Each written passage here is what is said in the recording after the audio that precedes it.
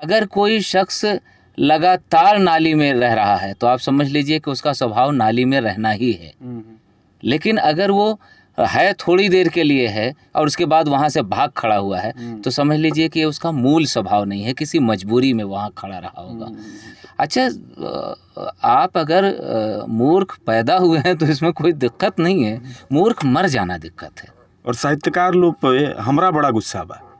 हमरा गुस्सा ऐसे बटे कि जब भोजपुरी बाजारू बन गई, जब भोजपुरी के सिर्फ और सिर्फ पैसा कमाए खातिर इस्तेमाल होखे लागल, भोजपुरी गीत गावल गई, अश्लीलता के हद पार हो गई।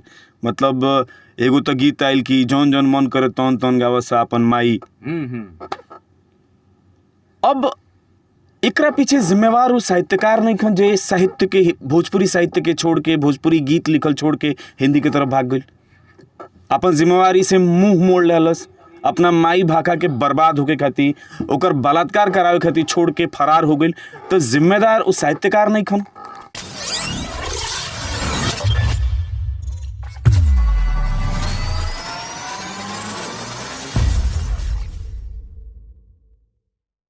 नमस्कार, हम हिराना रुआ देख रहल बानी मैच बॉक्स, और मैच बॉक्स के टीम दिल्ली में भी है, लगातार दौरा जारी बटे।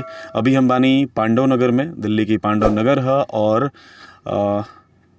हमरा साथ है जरा से हम बातचीत करे जाता नहीं वहाँ के हैं इरशाद खान सिकंदर। यहाँ के हिंदी उर्दू गज़ल लिखे नहीं और भोजपुरी के भी बहुत सारा गीत लिखले बानी। अभी हाल फिलहाल में सुशांत अस्थाना जी के साथ यहाँ के गज़ल 5 गो रिलीज़ भइल बा, जौन की काफ़ी पसंद कइल जा रहल बा। गज़ल पढ़े खातिर भी जानल जानी और आवाज़ काफ़ी खूबसूरत हटे यहाँ के। तो हम मिलावे जा रहल बानी सीधे इरशाद भाई से। इरशाद भाई, बहुत बहुत स्वागत बा।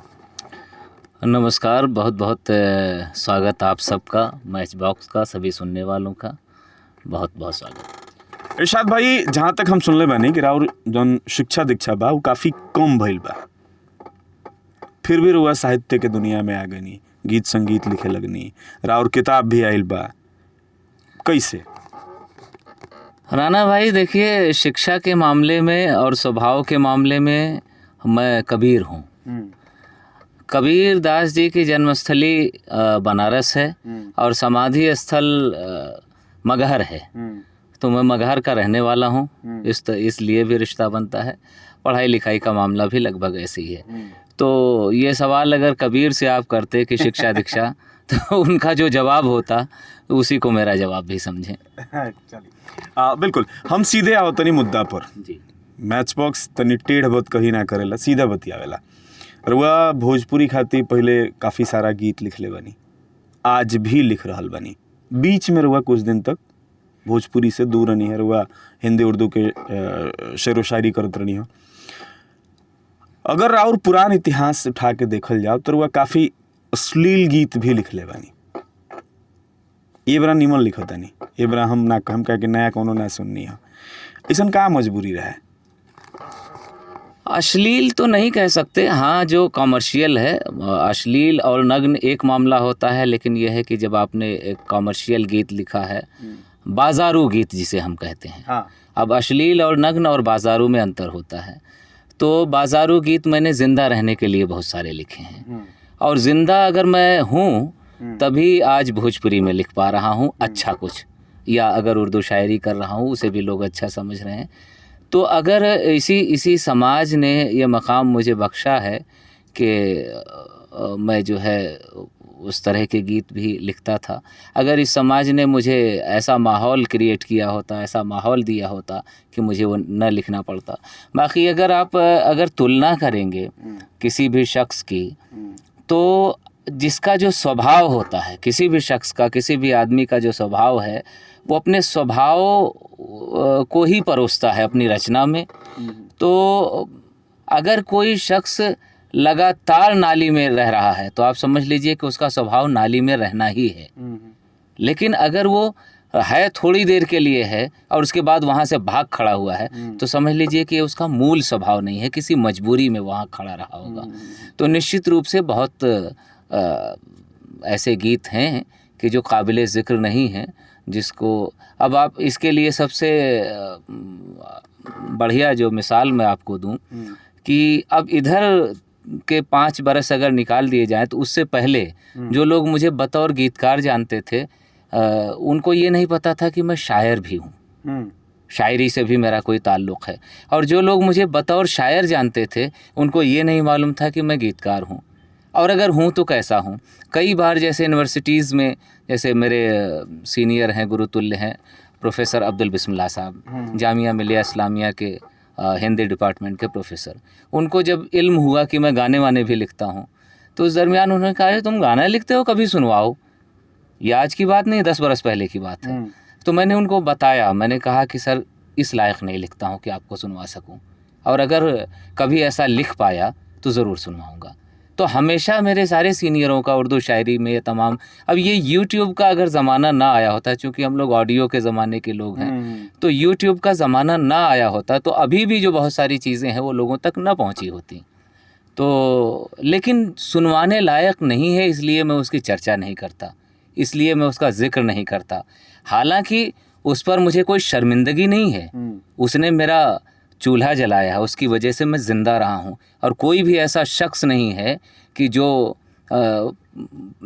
पैदा हुआ है देवता और देवता ही मर गया हो। हाँ, ये ज़रूर है कि वो पैदा हुआ होगा तो देवता रहा होगा, लेकिन जब वो ज़िंदगी जिया होगा तो उसमें बहुत सारे दाग लग गए होंगे। तो मुझे कोई शर्मिंदगी नहीं है। मैंने ऐसा कभी भी कोई काम नहीं किया जिसकी वजह से मुझे अपने या अपने लोगों के दरमियान शर्मिंदा होना पड़े। कभी मैंने कोई नग्न गीत नहीं लिखा है। हाँ, उसको बाजारू कहा जा सकता है। चली बाजारू गीत कह के ठीक बा, रुआ कहीं नहीं, लेकिन ए बार रुआ बेहतर कर रहल बानी। और चूँकि गज़ल के तरफ आवनी, रुआ गज़ल हिंदी गज़ल लिखे नहीं, और राउर भोजपुरी गज़ल भी काफ़ी पसंद कइल जा रहल बा। लेकिन जे लोग अश्लीलता के ख़िलाफ़ काम करता या अश्लीलता के ख़िलाफ़ मुहिम चलावता, उ लोग चट दे सवाल करेला, चाहे ओकर केहू होके। अगर कल्पना बाड़ी, कल्पना ए बरा बहुत बढ़िया गीत गावत तारी, लेकिन कल्पना के जौन शुरुआत भई रहे तौन बाजारू गीत से भई रहे, तो ओकरा पर एक बार उंगली ज़रूर उठ जाला। का ई उंगली उठावल जायज़ बा? देखिए, ऐसा है कि जो लोग सवाल करते हैं उन पर खुद ही सवालिया निशान लग जाता है, क्योंकि वो अपनी सोच का प्रदर्शन कर रहे होते हैं। और रहा सवाल जिससे सवाल किया जा रहा है, उसके लिए तो फ़ायदेमंद है, उसके लिए फ़ायदेमंद है कि वो सवालों के घेरे में है। आपने मजबूरी में कोई काम किया हो या आपने शौक़ में किया हो, लेकिन अगर कुछ काम ऐसा है कि जिस पर सवाल खड़े होते हैं तो सवाल के घेरे में आप आएंगे। सवाल के घेरों से कौन बच सका है? भगवान कृष्ण नहीं बचे, मैं अयोध्या का रहने वाला हूँ, राम नहीं बचे, तो हम मामूली से इंसान कहाँ से बचेंगे? तो सवाल किए जाने वाली चीज़ों पर सवाल करना कोई गलत बात नहीं है। सवाल किया जाना चाहिए। जिससे सवाल किया जा रहा है उसके अंदर इन सवालों से एक नए रास्ते का निर्माण होता है। और रहा सवाल कि जब आदमी गलत सवाल कर रहा है तो वो अपनी सोच का परिचय दे रहा है। मतलब ये समाज के बहुत सारे ऐसे सवाल हैं, ये स्वभाव है, क्या कीजिएगा। जब भी बात वाल्मीकि की होती है तो लोग ये कहते हैं कि साहब वो तो डाकू थे। अभी भी आपको अधिक संख्या में कहने वाले लोग मिल जाएंगे कि डाकू थे। रामायण लिखा उन्होंने, उसकी चर्चा नहीं, लेकिन डाकू थे। ऐसे बहुत सारे हमारे यहाँ के अपराधी हुए हैं जिनका नाम क्या लिया जाए, लेकिन बाद में उन्होंने अपनी चीज़ों को बदला है। तो परिवर्तन करके जो हम ठीक हो गए हैं उसका जिक्र नहीं आता। हम ये कहेंगे कि अंगुलीमाल था, अंगुलीमाल लोगों को मारता था, काटता था, लेकिन ये कितने लोग जानते हैं कि अंगुलीमाल बौद्ध हो गया था, बौद्ध भिक्षु बन गया था, और बाद में वही अंगुलीमाल लोगों ने उसको मार करके, पत्थर मार करके वो मर जाता है और किसी का प्रत्युत्तर नहीं देता। उस पत्थर के जवाब में उसने एक जुमला तक नहीं कहा। लेकिन हम नेगेटिविटी की तरफ जाते हैं, ये हम लोगों का स्वभाव है।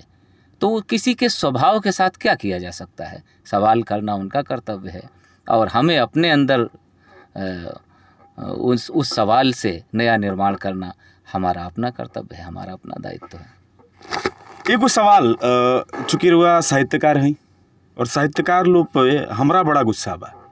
हमरा गुस्सा ऐसे बाटे कि जब भोजपुरी बाजारू बन गई, जब भोजपुरी के सिर्फ और सिर्फ पैसा कमाए खातिर इस्तेमाल होखे लागल। भोजपुरी गीत गावल गईल, अश्लीलता के हद पार हो गई। मतलब एगो तो गीत आयल कि जौन जौन मन करे तौन तौन गावत सा अपन माई। अब एकरा पीछे जिम्मेवार वो साहित्यकार नहीं खन जे साहित्य के, भोजपुरी साहित्य के छोड़ के, भोजपुरी गीत लिखल छोड़ के हिंदी के तरफ भाग गई। अपन जिम्मेवारी से मुंह मोड़ लेलस, अपना माई भाखा के बर्बाद होके खातिर, ओकर बलात्कार करावे खातिर छोड़ के फरार हो गई। तो जिम्मेदार उस साहित्यकार नहीं खन। देखिए, कुछ हद तक तो आपकी बात ठीक है, लेकिन कुछ हद तक मैं सहमत नहीं भी हूँ। ये तो सत्य है कि हमेशा जिम्मेदारी बुद्धिजीवी वर्ग की होती है, जो उसके जानकार लोग हैं, समृद्ध लोग हैं उस भाषा के, उस आर्ट के, उन लोगों की जिम्मेदारी होती है कि उसको दुरुस्त करें। लेकिन किसी भी भाषा में जब तक रोज़गार नहीं होगा, जब तक उस भाषा से आपका चूल्हा नहीं जलेगा, तब तक उस भाषा की समृद्धि भी तय नहीं है। वो चाहे भोजपुरी हो, चाहे अवधी हो।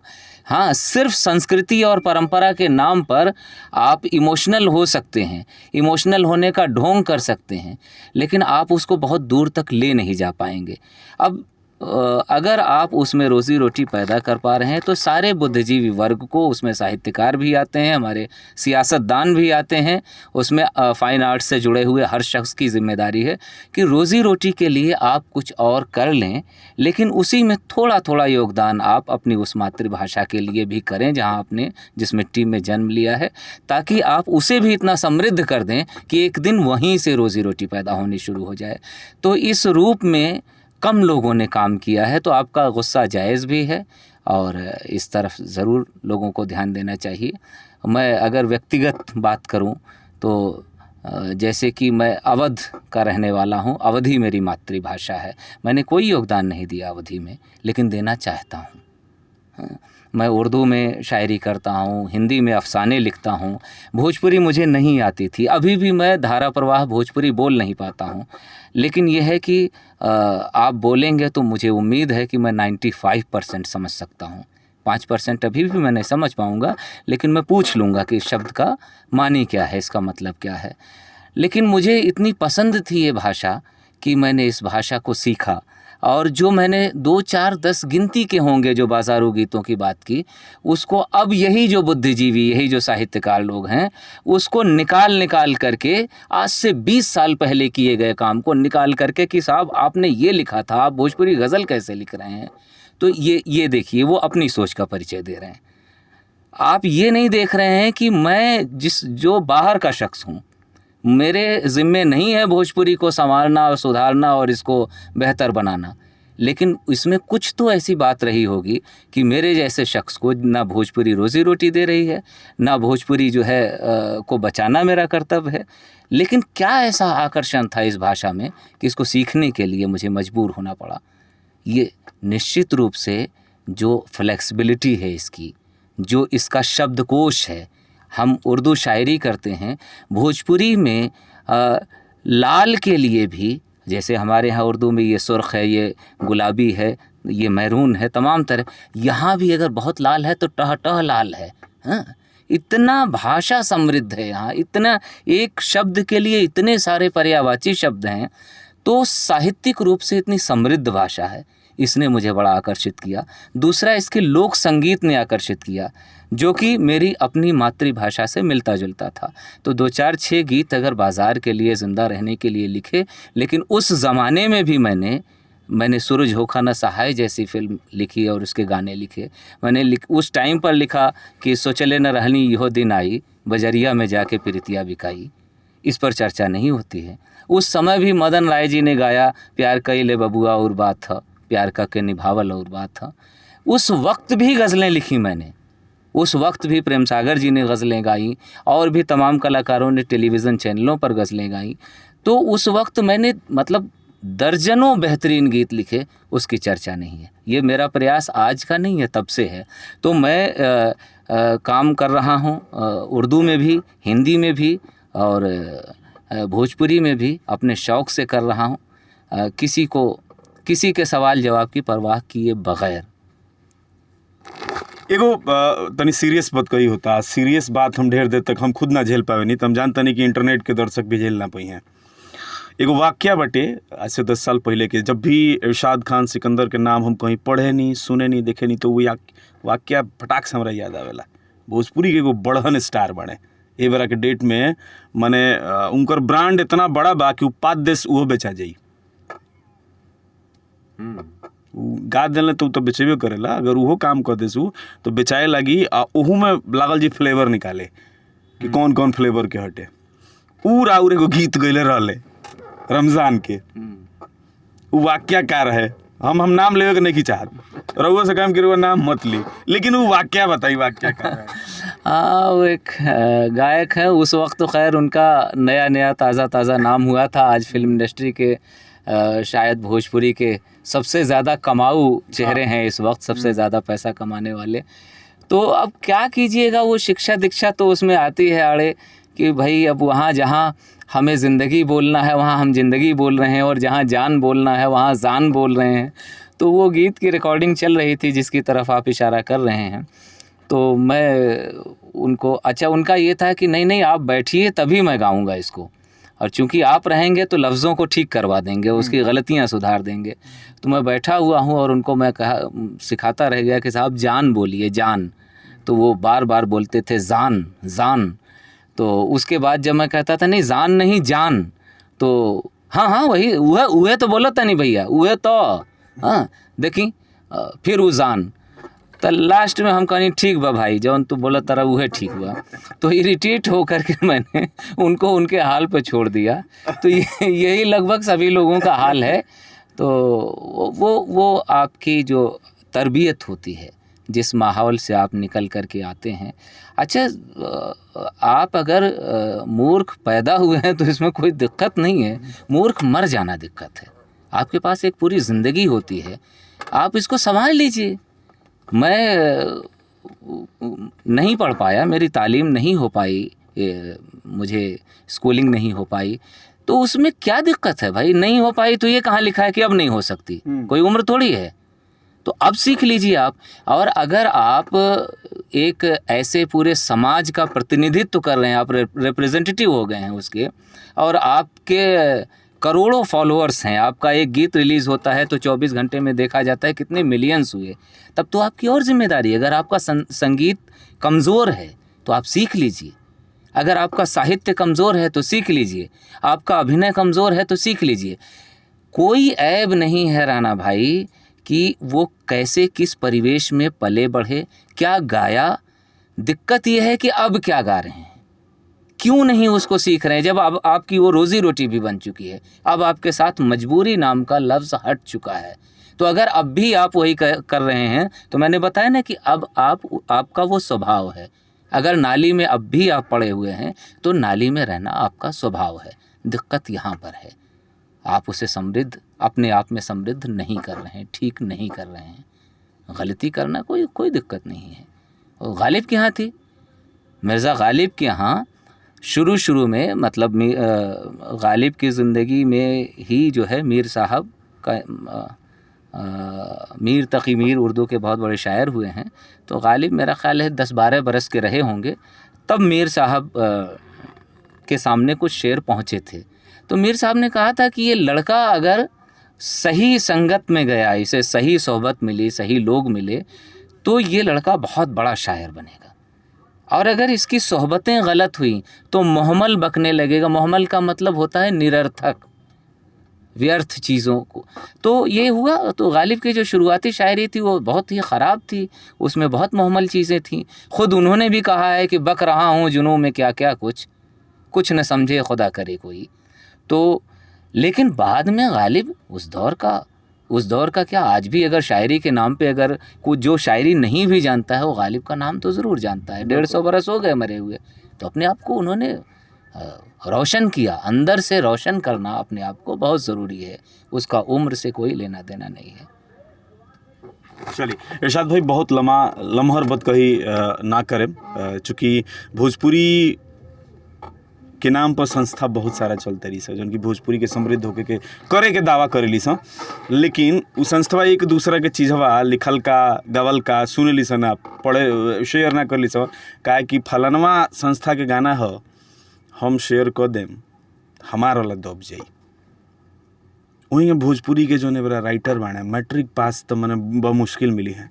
एक तरफ वो अनपढ़ जौन गीत लिखल सन, दूसरा तरफ पढ़ल लिखल लोग जौन एक दूसरा के काम के पसंद नहीं के करत, एक दूसरा के काम के प्रमोट नहीं करत, तब फिर रौरा अवधि के हो के भोजपुरी के बेहतरी के बारे में सोचत नहीं, या हम रेडियो में नौकरी क के हिंदी में पकड़ पकड़ करत नहीं, आज भोजपुरी में कहत नहीं कि ना भोजपुरी के समृद्ध कइल जी, एगो छोटा सा अंश लिया दी, का फायदा हुई महाराज? लागत था कि फायदा हुई। देखिए यही जो आपका सवाल है, यही जवाब भी है। जब हम किसी काम में लाभ और हानि देख के करते हैं, और या हम अगर ये सोचते हैं कि फ़लाँ मेरे काम को प्रमोट करे, फ़लाँ नहीं कर रहा है, वो नहीं कर रहा है, वो नहीं कर रहा है, वो कर रहे हैं, वो गुटबाजी, वो, तो मैं दो चीज़ें इसमें बताना चाहूँ। पहला तो ये कि ये जो लोग कर रहे हैं इनका अपना एक मकसद होता है। एक शेर है ज़फ़र गोरखपुरी का कि कितनी आसानी से मशहूर किया है ख़ुद को, कितनी आसानी से मशहूर किया है ख़ुद को मैंने अपने से बड़े शख्स को गाली देकर। तो हम किसी अपने से बड़े को गाली दे के अपने आप को प्रमोट करते हैं, करने दीजिए। किसी के प्रमोट करने से ऐसे बहुत सारे प्रोजेक्ट मिलेंगे आपको कि जिसमें सारी दुनिया के लोग मिलके उसे प्रमोट किए, ताकत नहीं थी। 150 करोड़ की फ़िल्म बनाते हैं शाहरुख खान साहब रावण, उसमें रजनीकांत और कौन कौन किसको किसको शामिल करते हैं, धराशायी हो जाती है, लोग उसे वीडियो गेम बता देते हैं, बल्कि उससे बेहतर वीडियो गेम बताते हैं। तो उससे कोई फ़र्क नहीं पड़ता, आप अपना काम कीजिए बग़ैर लाभ हानि के। खुशबू को कैद नहीं किया जा सकता, सुगंध फैलेगी ही फैलेगी, आज नहीं फैलेगी कभी फैलेगी। सुगंध रुक नहीं सकती किसी के रोकने से। अगर भोलानाथ गहमरी जी ने जब भी लिखा तो क्या मतलब उसको वो ये सोच करके लिखा था कि मेरे काम को प्रमोट करें? तब क्या सोशल मीडिया था? लेकिन आज भी हम कौने खोतवा में लुकैली आई रे बालम चिरई हम सुनते हैं ना, नई पीढ़ी भी सुन रही है ना, आज भी उनके गीतों को नए ढंग से कलाकार गा रहे हैं ना। अब तो भोलानाथ गहमरी हैं भी नहीं, मौजूद भी नहीं है। तो खुशबू को रोका नहीं जा सकता। आप अपना काम कीजिए, अपनी जिम्मेदारी, अपने हिस्से का दिया जलाते जाइए, बस। बिल्कुल अपना हिस्सा के दिया जरावत रही, अपन हिस्सा के काम ईमानदारी से करत रही। भोजपुरी ना मरल बा ना मरी, समृद्ध होत रही। बहरहाल समय देनी, बातचीत कैनी, बहुत अब लम्हर ना बतियावल जी। कैसा लागल मैच बॉक्स के टीम से मिलके? बहुत अच्छा लगा। अभी तक तो मैं सिर्फ फेसबुक पर और आपके वीडियोस के ज़रिए आपसे मुखातिब हुआ करता था और सुना करता था, राजनीति पर आपके वीडियोस और म्यूज़िक पर, संगीत पर, सारी चीज़ें। लेकिन आज आप लोगों से मिल करके यकीनन मुझे बहुत बहुत खुशी हुई। बहुत बहुत शुक्रिया। चलिए तो ये बातचीत ये बात कही सुननी है साहित्यकार, लेखक, गज़लकार इरशाद खान सिकंदर के साथ। कैसा लागल कमेंट करके ज़रूर बताई। मैच बॉक्स के अभी तक सब्सक्राइब नहीं कैले तो कर ली। फेसबुक पे वीडियो के देखता नहीं तो पेज के लाइक करी, फॉलो करी और वीडियो के ज़्यादा से ज़्यादा शेयर करी। बहुत बहुत धन्यवाद।